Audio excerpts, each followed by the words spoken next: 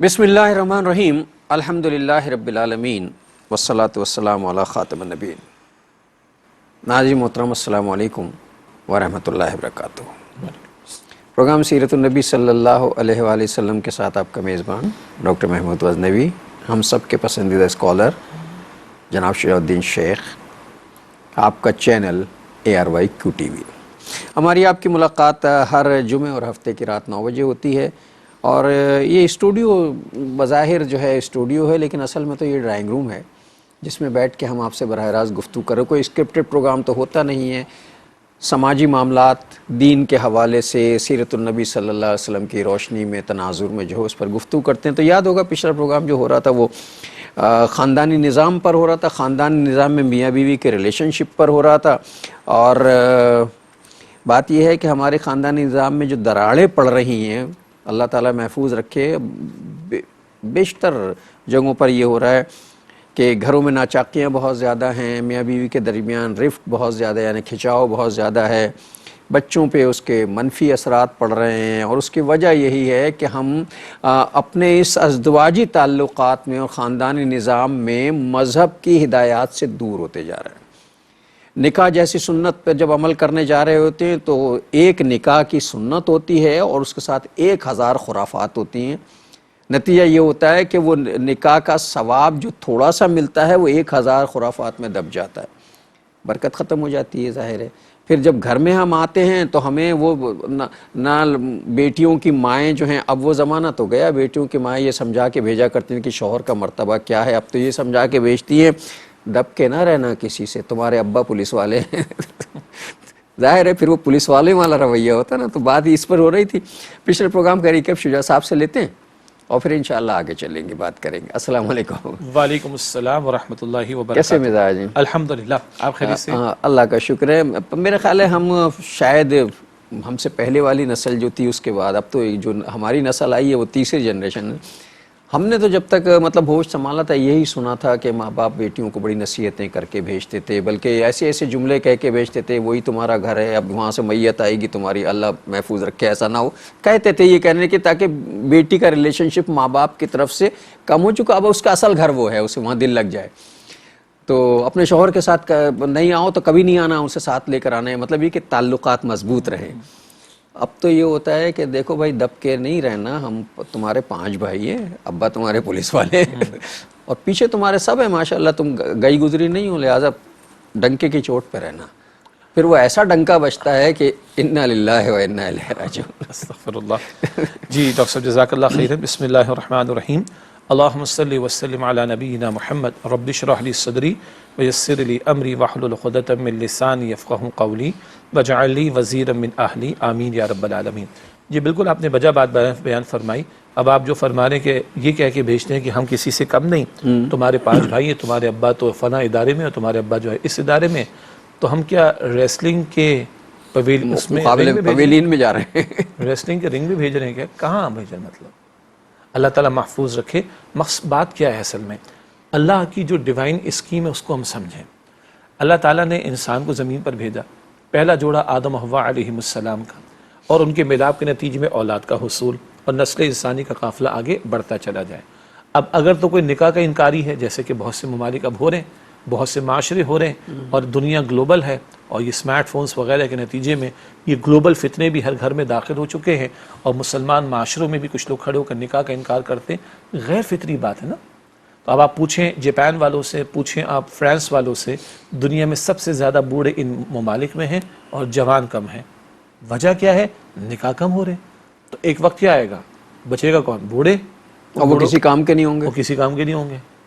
تو اگر ہم سمجھتے ہیں کہ نسل انسانی کا قافلہ آگے بڑھے تو نکاح کا بندھن باندھنا ضروری ہے۔ ایک بات، بندھن باندھنا ضروری نہیں ہے، اس کو مضبوط رکھنا ضروری ہے۔ ایک تربیت یافتہ بندھن ماننا ضروری ہے، مطلب جانوروں کی طرح نہیں کہ وہ بچے کو کہ یہی نہیں پتا کہ اس کا باپ کون ہے اور اس کی ماں کون ہے، وہ معاشرے میں پھر اس کی تربیت کون کرے گا؟ بالکل بالکل۔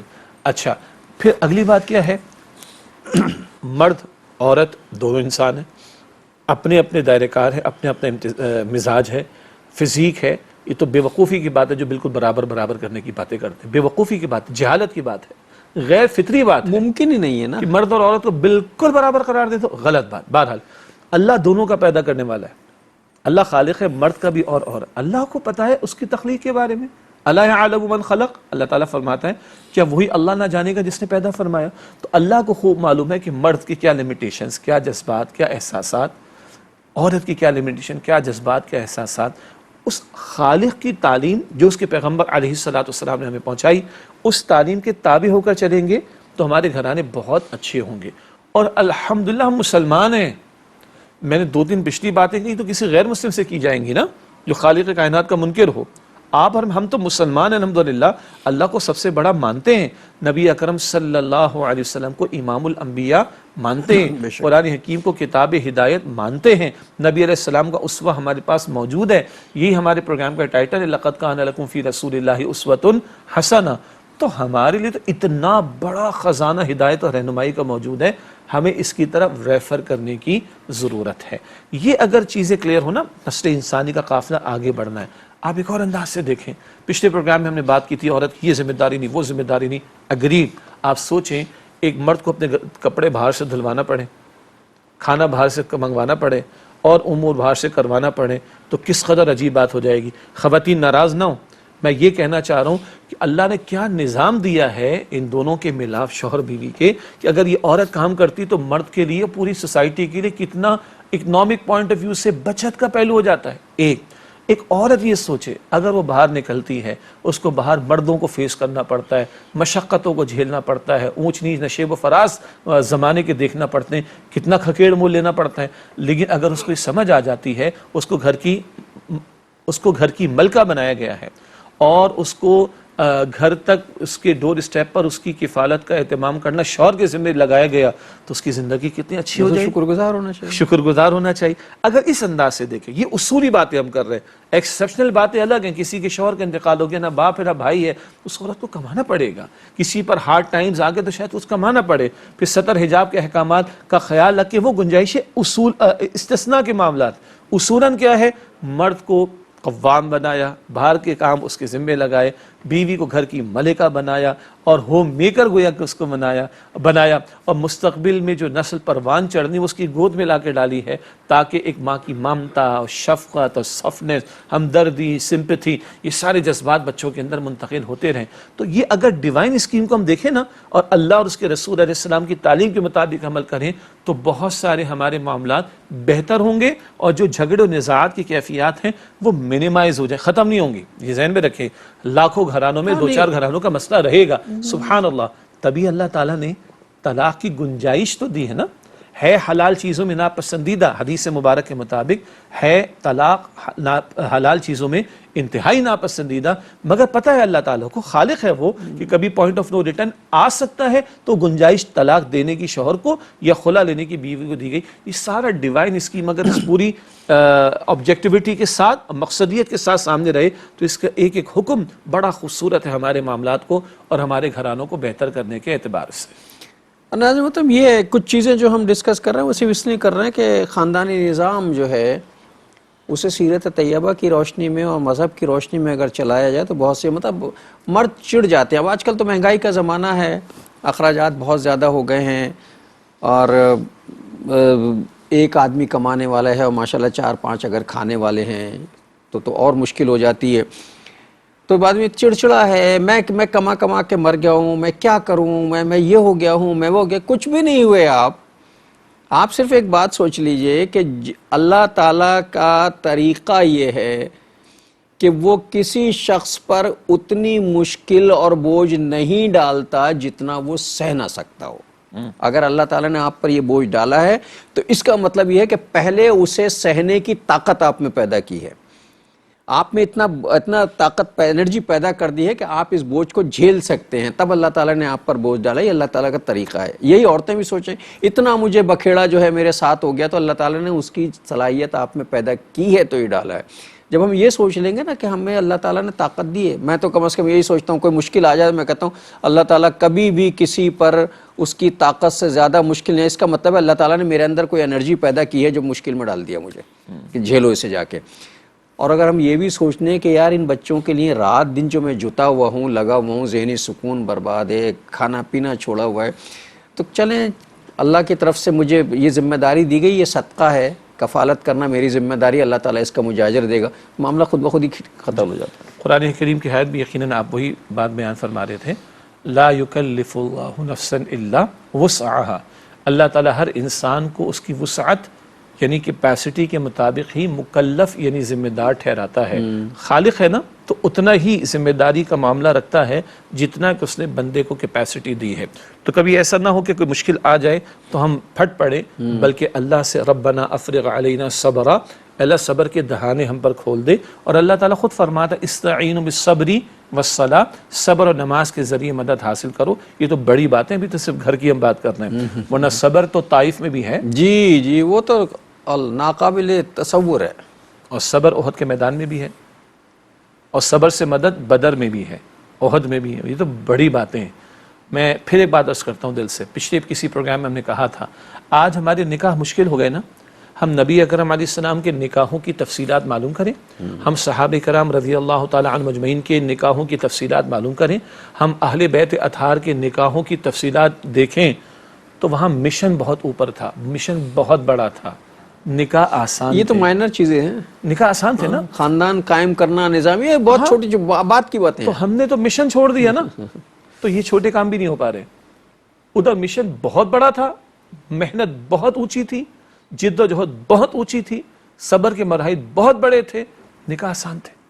آج ہم نے وہ محنت چھوڑ دی، اللہ کے دین پر عمل، اللہ کے دین کی دعوت، اللہ کے دین کی سربلندی کی جد و جہد، اللہ کی شریعت کے نفاذ کے لیے کھڑا ہونا، میدان میں اترنا، یہ کام ہم نے چھوڑا ہوا ہے، تو گھر ہی میدان جنگ بن گئے، معاشرہی میدان بن گیا جنگ کا، ادھر ہی ایک دوسرے سے لڑ رہے ہیں، ایک دوسرے کے خلاف حسد، بغض، عناد، دشمنی، نفرتیں، نہ جانے کیا کچھ۔ بھائی سبحان اللہ، قرآن پاک میں سورۃ الفتح کے آخر میں نبی اکرم علیہ السلام کے صحابہ کی بڑی پیاری صفات بیان کی گئیں، محمد الرسول اللہ، الفاظ آئے محمد صلی اللہ علیہ وسلم اللہ کے رسول ہیں، والذین معہ اشداء علی الکفار رحماء بینہم، جو آپ کے صحابہ آپ کے ساتھ ہیں وہ کفار پر بڑے شدید ہیں۔ ایک معنی کہ ان کا غم و غصہ کفار پر نکلتا ہے، اور ایک معنی کفار کی طرف سے آنے والی جو ریٹیلیشن ہے اس کے مقابلے میں بڑے ثابت قدم ہیں۔ آپس میں کیا ہے؟ رحماء بینہم، آپس میں رحم دل ہیں۔ اگر دین کے دشمنوں کا غصہ دل میں ہوگا نا، دین دشمنوں کے لیے غصہ دل میں ہوگا تو ہماری محنتیں غصے ادھر نکلیں گے، ادھر رحمت ہی رحمت ہوگی۔ آج وہ تو ہے نہیں، دین دشمنوں سے کوئی نفرت نہیں، دین کے مٹنے پر کوئی تکلیف نہیں، تو فطری غصہ تو کہیں نکلے گا، غصہ کہیں تو نکلے گا، وہ اپنے اندر ہی نکل رہا ہے، اب بیویوں پر نکل رہا ہے، بچوں پر نکل رہا ہے، ماں باپ پر نکل رہا ہے، ملازمین پر نکل رہا ہے، مسجد کے امام پر نکل رہا ہے، مسجد کے نمازیوں پر نکل رہا ہے، محلے کے بچوں پر نکل رہا ہے۔ غلط ہے یہ، بڑا سوچیں گے تو یہ چھوٹے چھوٹے مسئلے حل ہو جائیں گے ہمارے انشاءاللہ۔ خاندانی نظام میں اصل میں جیسے پہلے عرض ہوا تھا کہ یہ پہلا رشتہ ہے میاں بیوی کا جس سے خاندان بنتا ہے، اور حضور صلی اللہ علیہ وسلم جو ہیں اس کائنات کے مثالی شوہر تھے۔ تو جب تک ہم رسول اللہ صلی اللہ علیہ وسلم کی بحیثیت شوہر ذمہ داریوں کو نہیں سمجھیں گے یا دیکھیں گے، اس وقت تک باقی معاملے سمجھ میں نہیں آئیں گے، کہ وقفہ لے لیں پھر آ کے بات کرتے ہیں انشاءاللہ۔ السلام علیکم ورحمۃ اللہ وبرکاتہ، ویلکم بیک ناظرین۔ وقفے کے بعد پروگرام سیرت النبی صلی اللہ علیہ وآلہ وسلم میں آپ کا خیر مقدم ہے۔ دنیا کا پہلا رشتہ میاں بیوی کا رشتہ، اس کے بعد خاندان، اور خاندان کے بعد پھر جو ہے قبیلے، اور قبیلوں کے بعد قومیں، اور قوموں کے بعد جو ہے وہ سارے معاملات بڑھتے ہیں۔ لیکن بنیادی رشتہ وہی ہے جو اللہ تعالیٰ نے خود قائم کیا تھا حضرت آدم اور حضرت حوا کے درمیان۔ پہلا رشتہ کائنات کا یہی تھا۔ حضور صلی اللہ علیہ وسلم نے نکاح کے کئی بندھن ہیں آپ کے، اور سب کے ساتھ آپ کا مساوی سلوک ہے۔ آپ ایک مثالی شوہر ہیں، اور ایک مثالی شوہر پتہ کیا ہوتا ہے؟ میں نے جو رسول اللہ کی سیرت سے کچھ چیزیں جو ہیں وہ سیکھی ہیں، وہ یہ کہ عورت جو ہے وہ اپنے شوہر کے ساتھ سکون محسوس کرے، اعتماد آئے اس میں، اور تحفظ کی فراہمی کا اسے احساس رہے۔ ایک مثالی شوہر ان تین چیزوں کا مکلف ہوتا ہے۔ جی دیکھیے، حضور کی تو بات ہی کیا ہے صلی اللہ علیہ وسلم، اللہ تعالیٰ سرٹیفیکیشن دے رہا ہے، وَإِنَّكَ لَعَلَىٰ خُلُقٍ عَظِيمٍ، آپ اخلاق کے بلند ترین مرتبے پر فائز ہیں۔ لَقَدْ كَانَ لَكُمْ فِي رَسُولِ اللَّهِ أُسْوَةٌ حَسَنَةٌ، یقیناً لوگوں تمہارے لیے رسول اللہ صلی اللہ علیہ وآلہ وسلم کی زندگی میں بہترین نمونہ موجود ہے۔ مَا يَنطِقُ عَنِ الْهَوَىٰ إِنْ هُوَ إِلَّا وَحْيٌ يُوحَىٰ، آپ اپنی خواہش نفس سے کچھ ارشاد نہیں فرماتے، جو کچھ ارشاد فرماتے ہیں وہ اللہ تعالیٰ کی طرف سے وحی کیا جاتا ہے۔ 3 مرتبہ آپ سے کہلوایا گیا ان اتبع الا ما یوحى الی، میں تو اسی بات کی پیروی کرتا ہوں جو مجھ پر اللہ تعالیٰ کی طرف سے وحی کی جاتی ہے۔ اچھا، ایک اصولی بات یاد رکھیں، حضور سب سے بہترین شوہر، سب سے بہترین والد، سب سے بہترین دوست، سب سے بہترین خطیب، سب سے بہترین سپہ سالار، سب سے بہترین منصف، فیصلہ دینے والے۔ البتہ حضور کی سب سے بڑی شان کیا ہے؟ آپ اللہ تعالیٰ کے رسول ہیں صلی اللہ علیہ وسلم، اور یہ تعلق وہ ہے کہ جس کے تعلق سے میں نے 4 مقامات قرآن پاک کے رکھے۔ اخلاق کے بلند ترین مرتبے پر اللہ تعالیٰ فرما رہا ہے، کائنات کا خالق، اور بہترین اسوہ آپ کا خالق فرما رہا ہے، جو فرماتے وحی کے مطابق خالق فرما رہا ہے، اور جو کرتے ہیں وحی کے مطابق۔ اب یہ تو صرف حضور کا ہی خاصہ ہے صلی اللہ علیہ وسلم کہ آپ کی پوری زندگی ڈیوائنلی سرٹیفائیڈ ہے، الہامی تعلیم کے مطابق ہے، ایک بات۔ اور یس، اب جو آپ نے فرمایا کہ تحفظ کا پہلو اور تسکین کا پہلو، یہ تو بڑا نیچرل قرآن پاک کہتا ہے۔ سورہ روم کی آیت نمبر 21 ہے، اللہ تعالیٰ فرماتے ہیں تمہیں میں سے تمہارے جوڑے اللہ نے بنائے لِتَسْكُنُوا إِلَيْهَا، تاکہ اپنے جوڑے کے پاس جا کر تم سکون حاصل کرو۔ تو زوجین کا یہ تعلق، اس کا ایک بڑا مقصد سکون کا حصول بھی ہے، اور ہاں جہاں سکون کا حصول ہے وہاں حیا کی حفاظت بھی ہے، اور وہاں کل آئندہ اولاد کا حصول بھی مطلوب ہے۔ یہ جا بجا قرآن پاک میں ذکر ہے، حیا کی حفاظت اس سے ہے، اولاد کا حصول بھی مقصود ہے، اور نکاح کا ایک بڑا مقصد سکون کی تلاش، سکون کا میسر آنا۔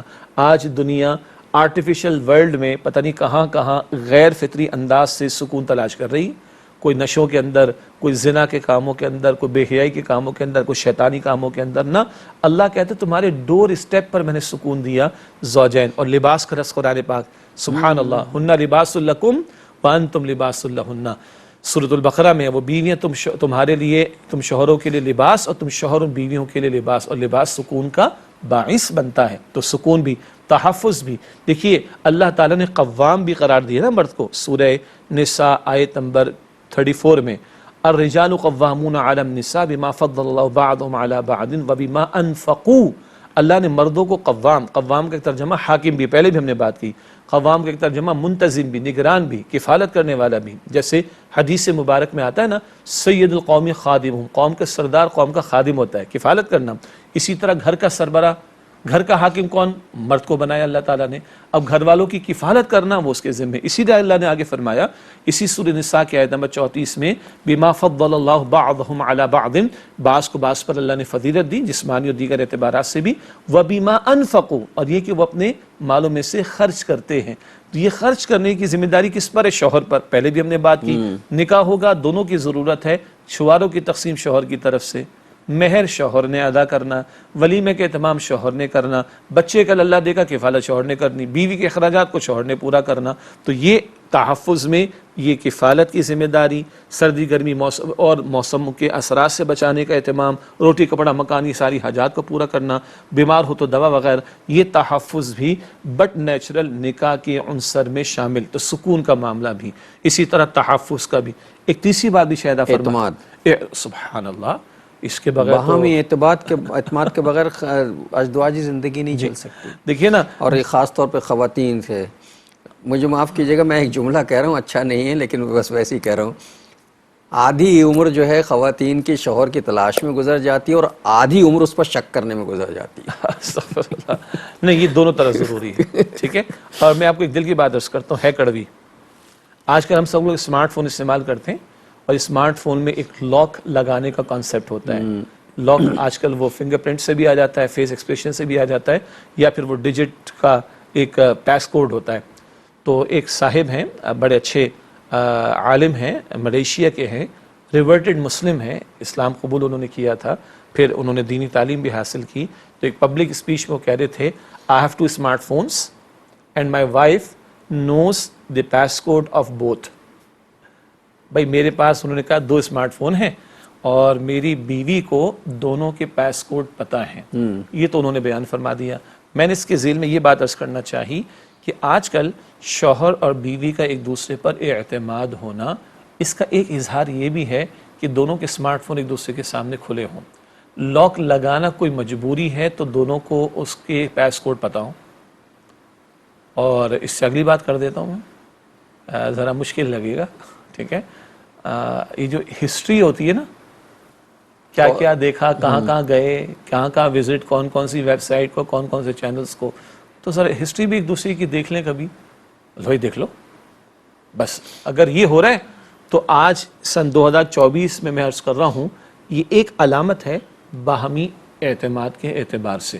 اس سے اگلی بات مجھے پتہ ہے سر، وہ ہسٹری ڈیلیٹ بھی ہو جاتی ہے، تو بس ٹھیک ہے، پھر اپنے دل سے پوچھیں. پھر اعتماد نہیں ہے تو پھر نہیں ہے. یہ اصل میں بنیادی طور پہ اس کا تعلق خلاص نیت سے. جی میں نے جب سے اپنا فون رکھنا شروع کیا ہے، میرے فون پہ کبھی پاس کوڈ نہیں پڑا. سیم ہیئر، پاس کوڈ نہیں ہے ادھر بھی نہیں ہے. اچھا، میرا فون میری وائف بھی استعمال کرتی ہیں، میری بچی بھی استعمال کرتی ہے، میری بہن بھی استعمال کرتی ہے. میں گھر پہ نہیں ہوتا، میرے بچے جو میرا فون استعمال کرتے ہیں.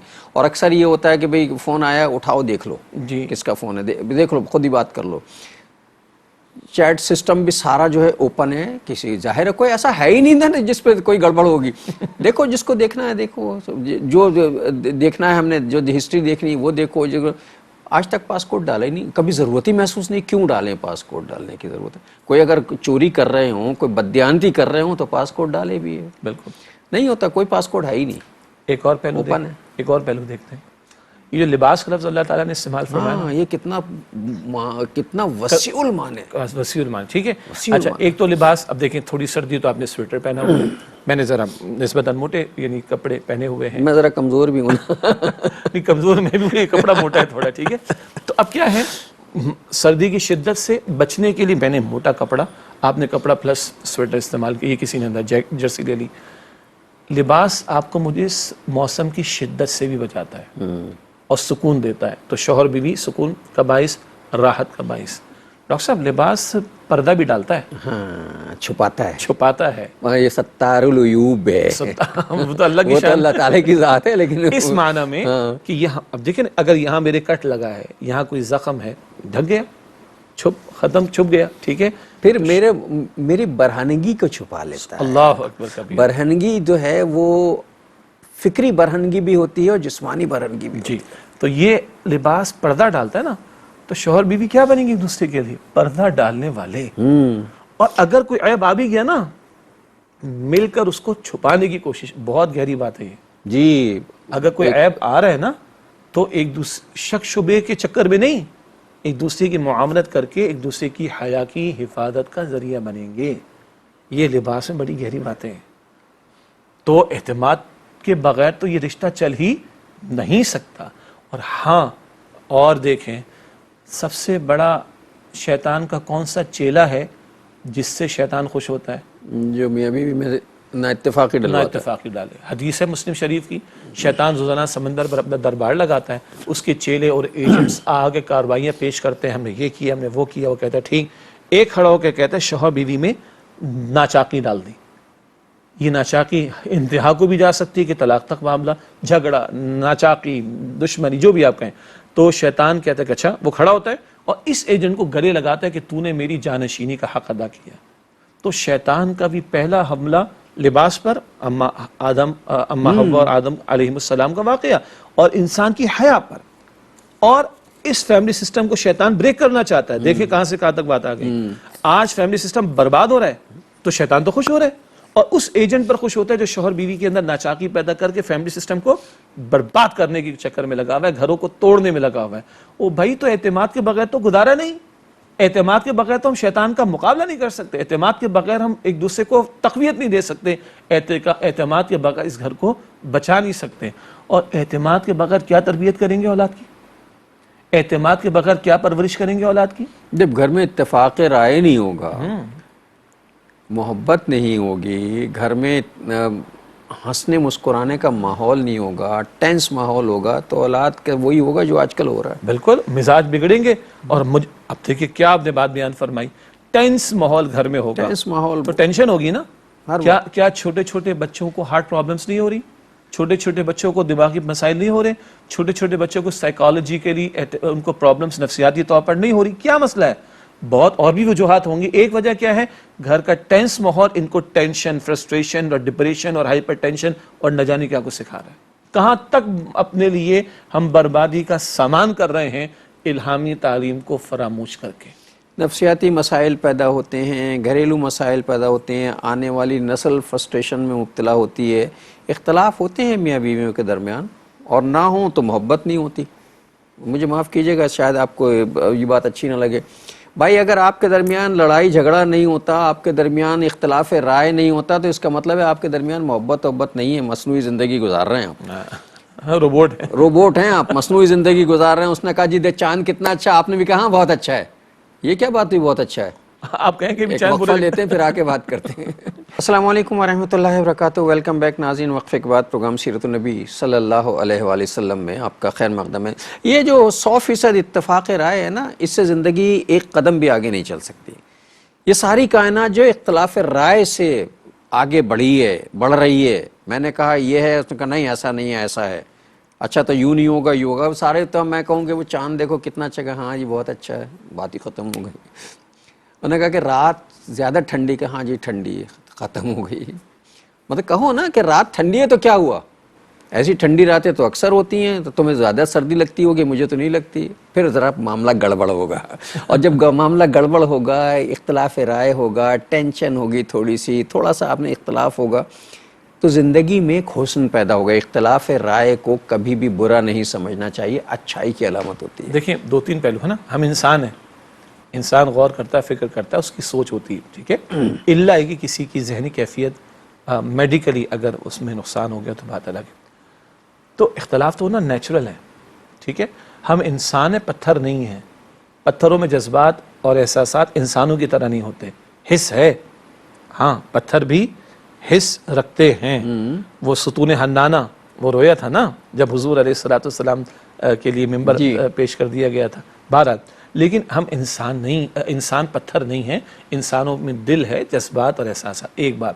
اور دوسری بات, جو لوگ کہتے ہیں نا ہمارے گھر میں کچھ نہیں ہوتا, مجھے شک ہو جاتا ہے. مجھے تو شک نہیں, یقین ہوتا ہے جھوٹ بول رہے ہیں. یعنی میں عرض کرتا ہوں کہ پھر آپ فرشتے ہوں گے بھائی, انسان نہیں ہوں گے پھر آپ, ٹھیک ہے.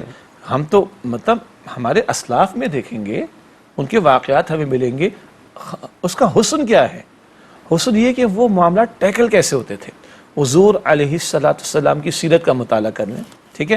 میں کوئی واقعہ بیان نہیں کر رہا. اب ہمارے لوگوں میں تحمل نہیں رہا, ہاں وہ برداشت نہیں کر سکیں گے, ورنہ حضور صلی اللہ علیہ وسلم کے ازواج مطہرات کے درمیان بھی ہلکے پھلکے معاملات ہوئے ہیں. جی آپ خود پڑھ لیں, اور جن علماء پر اعتماد ہے, اعتماد ہونا چاہیے, پڑھ لیجئے, ٹھیک ہے. ہم اگر پبلکلی بیان کرتے ہیں تو لوگوں میں تحمل نہیں ہے, مگر حضور کو اللہ نے انسانوں کے لیے نمونہ بنا کر بھیجا. نمونہ ہے نا ہمارے لیے کہ اگر میاں بیوی کے تعلقات میں سرد مہری آ رہی ہو, یا کسی قسم کے تعلقات میں ہلکی پھلکی کشیدگی بھی آ رہی ہو, تو حضور کی سیرت سے, اب اگر یہ معاملات نہیں ہوتے تو ہمیں کہاں سے پتہ چلتا ہے کہ حضور نے ان معاملات کو کیسے ٹیکل کیا, کیا رہنمائی عطا فرمائی. حسن کیا ہے؟ یہ چیزیں ہوں گی, ان کو ٹیکل احسن طریقے سے کرنا ہے. اور اسوۃ الحسنہ حضور کا ہمیں عطا ہوا صلی اللہ علیہ وسلم, وہاں سے ہم رہنمائی لیں گے. پھر اگر اللہ نے اولاد دے رکھی ہے تو بھائی خدا را کہتے ہیں نا, گھر کے معاملے کو گھر میں سولو کریں, تو اپنے معاملے کو کمرے کے اندر سولو کریں. ڈرائنگ روم میں آ کر, کامن روم میں آ کر, سارے گھر والوں کے سامنے. اور اگر کسی کا گھر وسعت کے اعتبار سے چھوٹا ہے, بہت چھوٹا ہے, کوئی بات نہیں, بچے ہو سکتے اسکول جائیں گے, صبح مدرسے جائیں گے, پھر بات کر لیجئے گا. بچے رات کو سو جائیں گے, پھر بات کر لیجئے گا. ان کے سامنے نہیں, اس کے بھی نفسیاتی طور پر بڑے برے اثرات بچوں پر جاتے ہیں, اس سے بچنا چاہیے. اور لا محالہ پہ وہ کسی عام طور پر ماں کی سائیڈ لیتے ہیں, پھر کوئی طوفان بدتمیزی اور جنگ کا ماحول گھر میں پیدا ہوتا ہے, جس سے گھرانے برباد ہوتے ہیں. خیر, عرض کرنے کا مطلب ہے کہ یہ ایشوز کا ہو جانا بڑا مسئلہ نہیں, ان کو ٹیکل کرنا ہے احسن طریقے پر.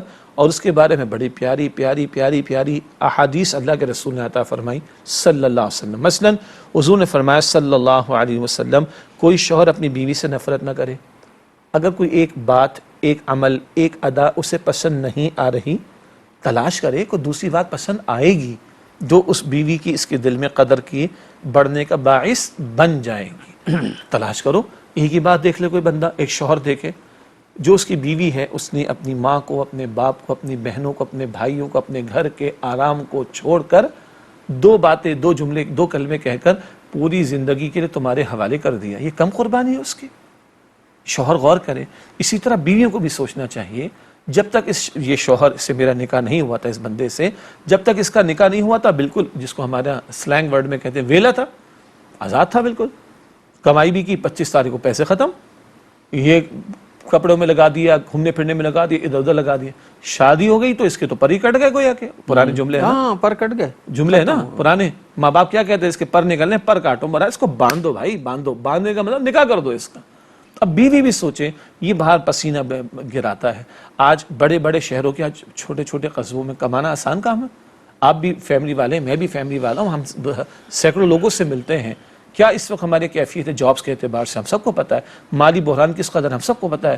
معاش کا بحران کس قدر ہم سب کو پتہ ہے. 40,000 پاسپورٹ روزانہ پاکستان میں بنتے رہے 2023 میں، ابھی اور آگے بڑھ گیا ہوگا معاملہ. 65 لاکھ پاسپورٹ بنے ہیں پاکستان میں 2023 میں.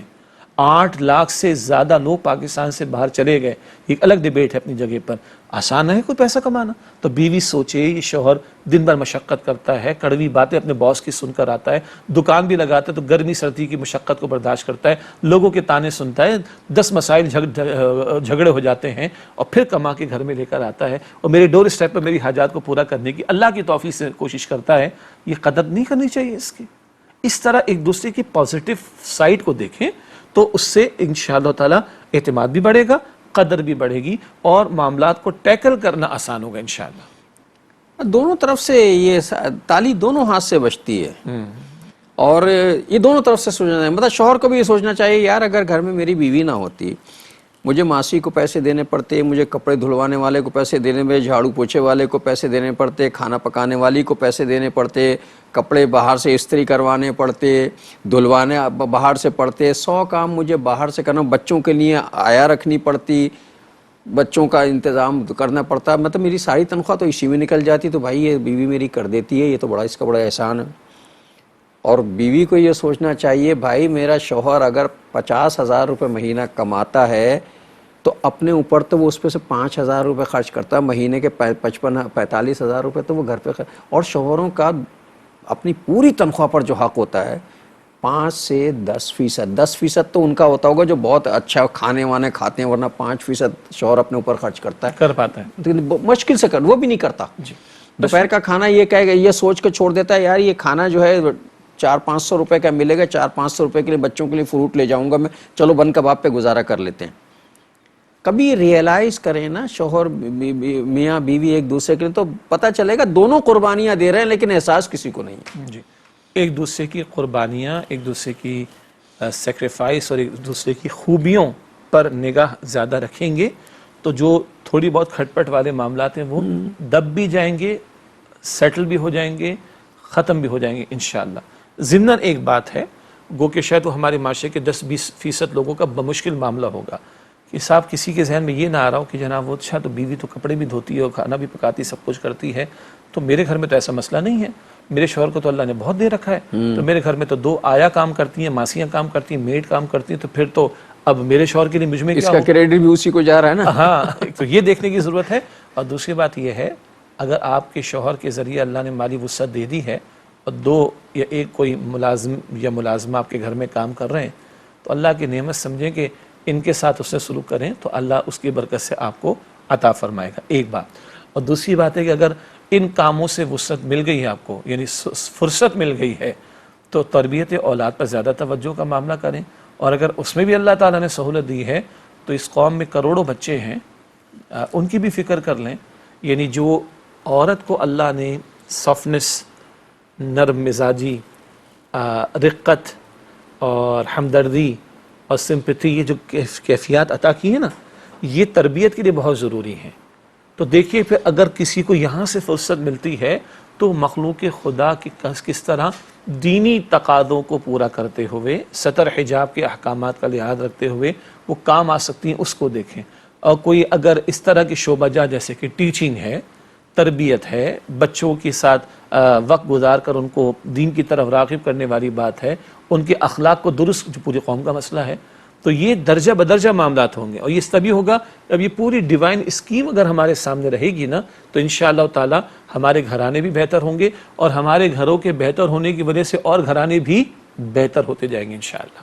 اسی میں بلکہ میں ایڈ کرتا ہوں آپ کی اجازت سے، بعض مرتبہ خاندانوں میں جھگڑے ہو جاتے نا، تو کون ریزالو کرائے گا؟ فرشتے آئیں گے اوپر سے؟ تو بھائی ادھر ہی کچھ گھرانے ہوں گے، کچھ حضرات، کچھ خواتین جن کے اپنے تجربات اچھے ہوں گے اور جن کو اللہ نے مالی وسعت یا فرصت دے رکھی ہوگی، فرصت اہم بات ہے، تو وہ جا کے ان کے جھگڑوں کو بھی سالو کرا دیں گے۔ تو بہت کچھ کرنے کا پھر بھی ہوگا، چاہے آپ کے گھر میں 2 ملازمین کام کیوں نہ کر رہے ہیں۔ یہ ساری چیزیں اس میں گھریلو ماحول کو بہتر بنانے کے لیے ضروری ہیں۔ اچھا، یہ ساری باتیں ہم اس لیے کر رہے ہیں بھائی، گھریلو ماحول پرسکون ہوگا، ذہنی طور پہ میاں بیوی ریلیکس ہوں گے، تب آگے کی منزل کا سوچیں گے کہ کیا کرنا۔ آپس میں ہی چونچے لڑاتے رہیں گے، مجھے معاف کیجیے گا، لڑتے جھگڑتے رہیں گے تو اگلے مرحلے پہ سوچنا ہے۔ جب آپ اپنے گھر کے ماحول سے بہتر رہیں گے تو ترقی کے راستے کھلیں گے باہر۔ ورنہ جس کے گھر میں ٹینشن ہو، جیسے یہ پتا ہو کہ شام کو گھر پہ جانا ہے تو کسی کا منہ بنا ہوا ہوگا، کہا کھانا بنا دو تو انہوں نے منہ بنا لیا کھانا بنانے کی جگہ، تو پھر کیا ہوگا؟ ٹینشن ہی ٹینشن ہوگی۔ تو اب یہ طے نہیں کر سکیں گے کہ اگلی صبح میں جا کے کیا کرنا ہے۔ یہ اسی وقت گھر میں ریلیکس ہو کے آئیں گے، سوچیں گے اگلی مرتبہ یا کل ہمیں ایک نیا کام جو ہے وہ کیا کرنا ہے، دین کا کام کرنا ہے، پلاننگ کرنی ہے، دفتر کا کام کرنا ہے، ترقی کا کام کرنا ہے۔ اس سب کا تعلق ذہنی سکون سے ہے۔ بجا اور وہ نہ ہو تو نہ عبادت کی لذت، کچھ نہیں ہو سکتا۔ نہ امور خانہ داری کی لذت، نہ امور معاش کے اندر توجہ، دل نہیں لگتا کہیں۔ نہ مخلوق خدا کے ساتھ معاملات درست کرنے کی فکر، بالکل ہی نہیں۔ گھر سے لڑ جھگڑ کے نکلیں گے صبح، دفتر میں جا کے بھی آل فال بکیں گے، الٹی سیدھی سنیں گے، کام میں دل نہیں لگے گا، کام الٹا سیدھا ہوگا، اوپر سے بھی تھپکیاں پڑتی رہیں گی، یہ کیا ہو رہا ہے، اور ممکن ہے کہ نوکری دھندے سے بھی ہاتھ دھونا پڑ جائے۔ یہی صورتحال گھر میں ہوگی، لڑکے صبح ہی صبح نکلیں گے تو گھر میں کام خراب ہوں گے، چیزیں بھی پھکریں گی، بچوں پہ غصہ اترے گا، گھر جو ہے وہ گھر نہیں ہوگا بلکہ ایک سرائے بن جائے گی جہاں کچھ لوگ آئیں گے، ٹکیں گے اور گزر جائیں گے وہاں سے نکل کے۔ بالکل، اللہ رحم فرمائے۔ اور بس یہ ساری باتیں ہم نے اس لیے کی ہیں کہ گھر مضبوط ہوں گے تو معاشرے مضبوط ہوں گے۔ وہ ایک بڑا سا اچھا سا شعر ہے کہ میرے خدا مجھے اتنا تو معتبر کر دے، میں جس مکان میں رہتا ہوں اس کو گھر کر دے۔ جی، مکان اور گھر میں بڑا فرق ہے، ہاؤس اور ہوم میں بڑا فرق ہے۔ ہوتا ہے۔ اب یہ سوچ لیجئے کہ جو آپ کا مکان ہے اسے گھر بنانا ہے ماشاءاللہ۔ اور سیرت کی روشنی میں بنانا ہے۔ ہاں، تو بس آج کے پروگرام کا میرا پیغام آپ کو یہی تھا کہ مکان کو گھر بنانے کی کوشش کیجئے، معاشرہ خود بخود بنتا چلا جائے گا۔ میں شجاع صاحب سے درخواست کروں گا آج کے پروگرام کی حدیث ہدیہ کر دیں، پھر رخصت ہوتے ہیں آپ سے۔ اسی تسلسل میں حدیث مبارک دل میں ہے، اللہ کے رسول علیہ السلام نے فرمایا خیرکم خیرکم لأہلہ وانا خیرکم لأہلی۔ جامع ترمذی میں روایت ہے، آپ نے فرمایا صلی اللہ علیہ وسلم، تم میں سے بہترین لوگ وہ ہیں جو اپنے اہل گھر والوں کے لیے بہترین ہوں، اور میں تم میں سب سے بڑھ کر اپنے اہل یعنی گھر والوں کے لیے بہترین ہوں۔ تو ہمیں بہترین محنت اپنے گھروں میں کرنی، اللہ ہمیں اس کی توفیق عطا فرمائے۔ آمین۔ اور ناظرین محترم، اس کے ساتھ ہی ہمارے آج کے پروگرام کا وقت ختم ہوا۔ اگلے پروگرام تک کے لیے جناب شجاع الدین شیخ اور اپنے میزبان ڈاکٹر محمود غزنوی کو اجازت دیجیے۔ اللہ نگہبان، والسلام علیکم ورحمۃ اللہ وبرکاتہ۔